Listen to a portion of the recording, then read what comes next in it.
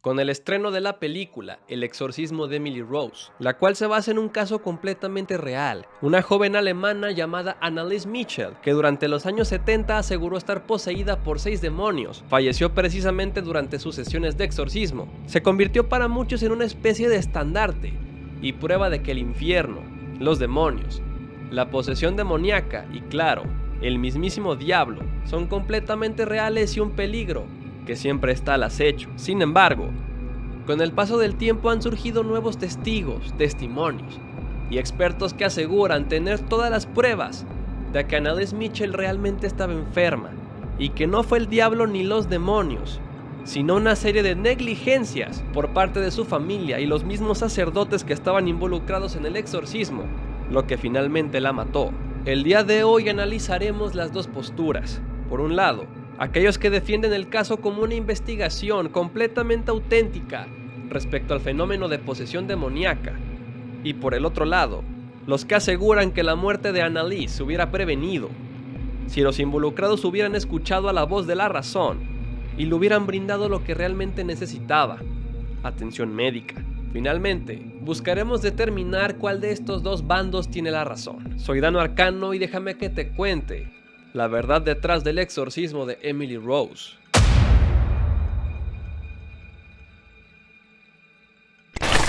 30 de marzo de 1978.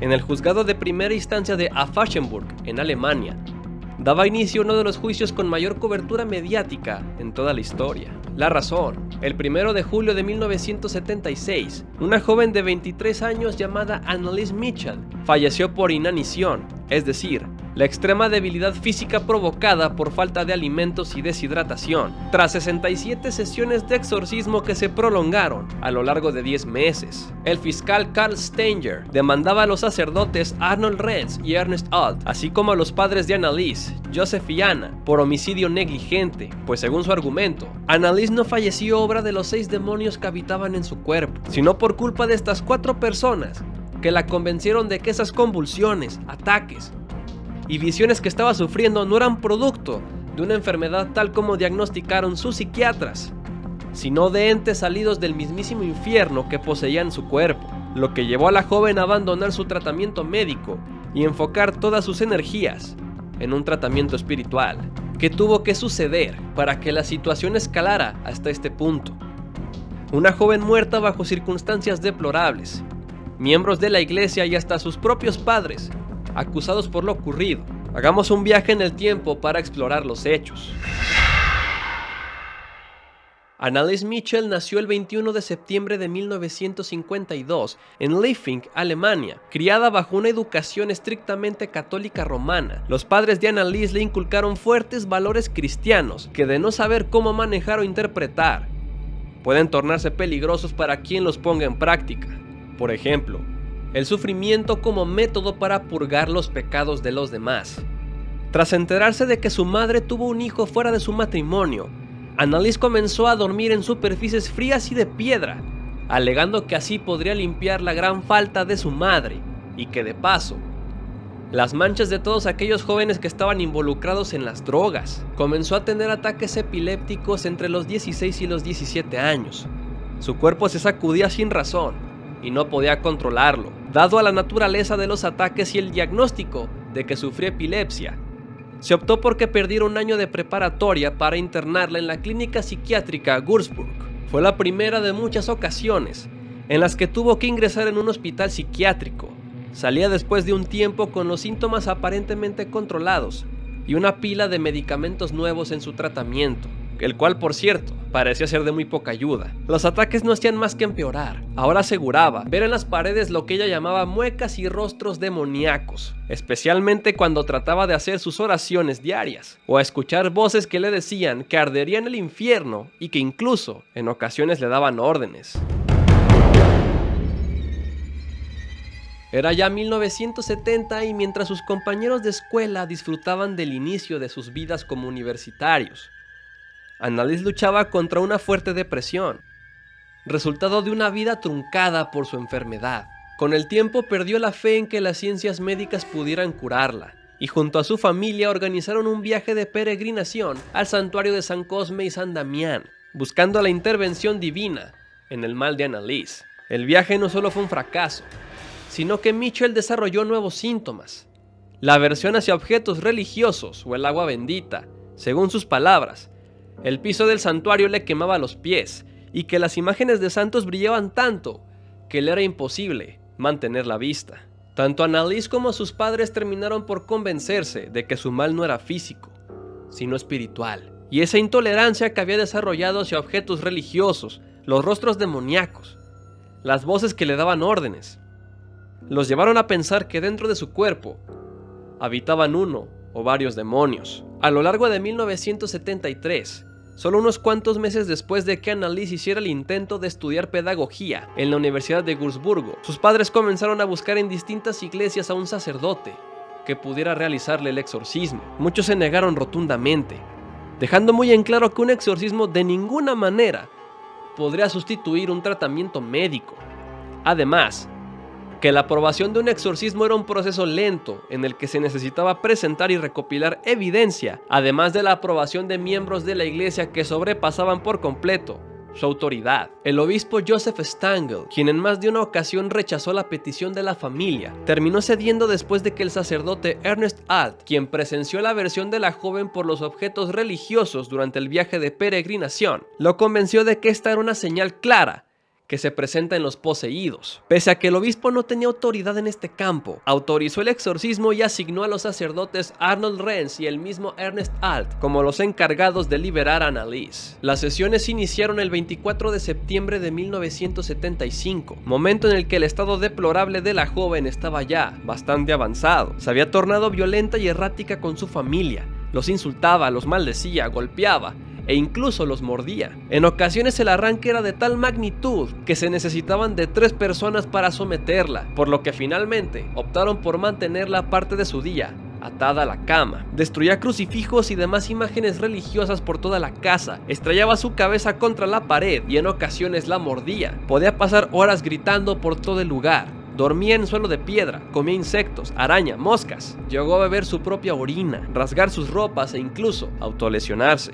Los sacerdotes siguieron el método para exorcismos descrito en el Rituale Romanum, un texto editado por el Papa Paulo V hacia el año 1615, en el que se incluyen los diferentes ritos de la Iglesia Católica, entre ellos, por supuesto, el exorcismo. De las 67 sesiones de exorcismo que se celebraron a lo largo de 10 meses, se grabaron en cinta de audio 51 cintas en donde podemos escuchar una voz gutural y cavernosa, que independientemente de si se cree o no en lo sobrenatural, indudablemente causa terror al escucharla.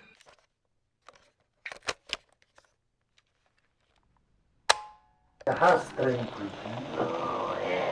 Der Hass lässt hier keine. Der Neid über die andere Engel. Was gibt's nicht, Ruhe? Ruhe gibt's nur da oben. Ruhe gibt's nur dort, wo die Liebe ist. Ja, bei uns gibt's nur ja no. Nur Hass. Ja, Und wo nur Hass ist, da gibt's keine Ruhe. nein. Und für uns gibt's nie Ruhe. Nie. Weil, In der Ewigkeit. weil man nicht dorthin kommt, wo der Schöpfer ist. Aber für uns gibt's kein Ruhe. Prima mia Domino, ed exultavis Deus Deus, Deus salutavi mio, via ex humilitatem ancile sue, ex eum ex hoc creatam medicem omnes generationes, via fecit mihi magna vivoda misericordia in progetto.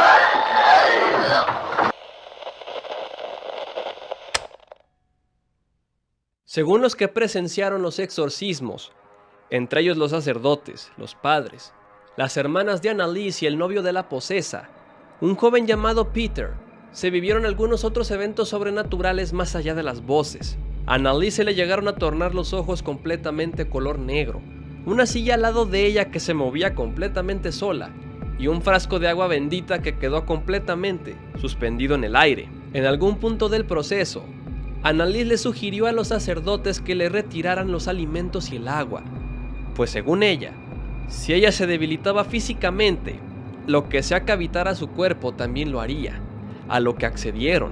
También le pidió a sus padres que le retiraran el tratamiento médico, pues estaba convencida de que solo su fe en Dios la podría salvar. Ella misma, durante una de las muchas sesiones de exorcismo, reveló la supuesta identidad del demonio que la poseía, y no era uno, sino 6. Fue Judas Iscariote quien traicionó a Jesús por 30 monedas de plata, Caín, quien en el mito bíblico mató a su hermano Abel, Hitler, actor principal del holocausto judío, el rey Nerón, considerado por algunos como la primera personificación del anticristo, tras haber perseguido y cazado cristianos en su tiempo, y Valentín Fleischmann, sacerdote católico excomulgado, que vivió en el siglo XVI.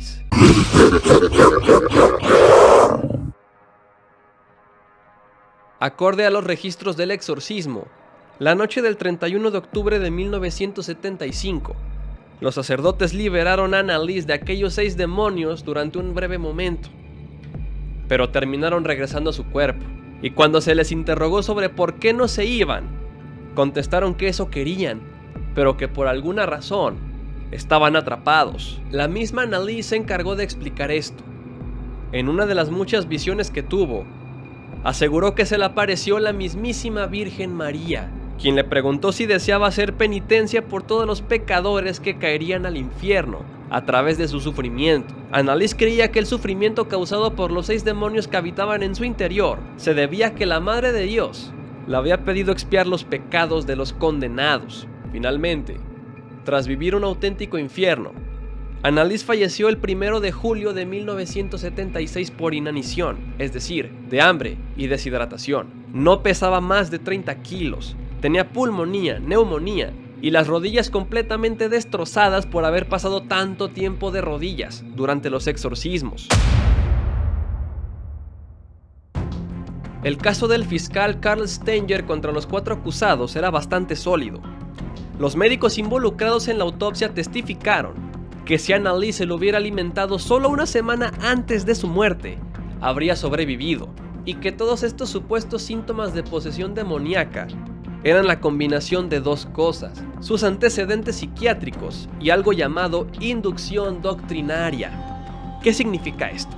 Que su familia y los sacerdotes se encargaron de sugestionar tanto a la joven que ella creyó genuinamente estar poseída, y el haber creído que había demonios en su interior fue lo que desató estos famosos comportamientos como las voces guturales o la aversión a objetos religiosos.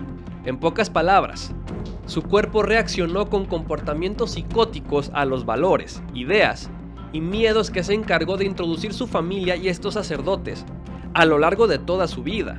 Prueba de ello, que los supuestos demonios que la misma Annalise dijo que la poseían no forman parte de ningún tratado de demonología, sino que son personajes históricos que a lo largo de su vida la joven asoció con el concepto del mal. El haber mencionado a Hitler es el ejemplo perfecto para esto. Para la defensa no podía ser coincidencia que una joven alemana tuviera también establecido a Hitler como un ser maligno, o el sacerdote Fleischmann, de quien se especula que aprendió sobre él durante sus clases de historia. Por lo tanto, estos 6 demonios llevaron estos nombres porque eran los nombres que ella conocía, que ella había estudiado y que ella había interpretado como individuos de naturaleza maligna. Por eso nunca se manifestó algún ente que sí forma parte del canon católico de demonología, como Baal o Astaroth, porque no los conocía, no sabía de ellos. Por lo tanto, no puedes nombrar lo que no conoces. Basados en este punto, la supuesta visión que tuvo en donde la Virgen María le pidió que sufriera en nombre de los condenados recuerda mucho a estos ideales que ella tenía desde muy temprana edad para buscar limpiar la mancha y los pecados de su madre, rezar durante horas por los drogadictos, dormir en el suelo de piedra en nombre de su mamá. Resulta evidente que ella creía que tenía una especie de misión de salvar a los demás a través de su propio dolor, lo que bien pudo manifestarse durante estas sesiones de exorcismo. Además, Debemos recordar algo fundamental en este caso. El obispo no tenía ninguna autoridad real para aprobar el exorcismo, y la preparación de los sacerdotes para ejercerlo resulta ser muy dudosa o prácticamente nula, porque pretendieron usar un método escrito en el 1614 sin ningún tipo de actualización. Harold Renz y Ernest All fueron defendidos por abogados pagados por la Iglesia Católica, uno de ellos con amplio reconocimiento tras haber defendido criminales de guerra nazis. La defensa argumentaba que se estaba vulnerando la libertad religiosa, reconocida por el artículo 4 de la ley fundamental alemana, pues fue la misma Anneliese quien solicitó el exorcismo y pidió que no se le alimentara y se le retiraran los medicamentos. En pocas palabras, que todo se hizo según los deseos de la joven basados en sus creencias religiosas. El obispo Joseph Stangl se deslindó de cualquier tipo de responsabilidad al declarar que él no sabía que la condición de Anneliese Michel fuera tan delicada rumbo a los últimos meses del exorcismo. La defensa buscó reproducir algunos fragmentos de las 51 cintas de audio recopiladas durante el exorcismo. Sin embargo, esto no se permitió, aunque se sabe que de una u otra manera se terminaron filtrando, y algunos de los involucrados en el juicio las escucharon. Finalmente, el 21 de abril de 1978, el tribunal declaró como culpables a todos los acusados y sentenció a los sacerdotes a escasos 6 meses de prisión, lo que se redujo a 3 años de libertad condicional tras haber pagado una multa. En cuanto a los padres, que si bien se les declaró culpables, no se les impuso ningún castigo, pues se argumentó que a lo largo del proceso y tras la pérdida de su hija, ellos ya habían sufrido demasiado. El caso terminó por marcar un antes y un después en más de una forma dentro de la Iglesia Católica y dentro de la investigación paranormal. Años después del caso, la Conferencia Episcopal Alemana le solicitó al Vaticano que retirara el rito de exorcismo del libro Rituale Romanum, pues consideraban dañó bastante la imagen de la Iglesia Católica alemana. No se retiró, pero incitó a que en 1999, después de 385 años, se renovara el ritual de exorcismo con énfasis en comenzar estudiando al individuo desde el punto de vista médico y científico, y solo así, tras haber agotado todas las opciones, se podía pensar en comenzar un exorcismo. ¿Pero qué piensas tú de este caso? Por favor, házmelo saber en los comentarios y no te olvides de seguirme en mis otras redes sociales.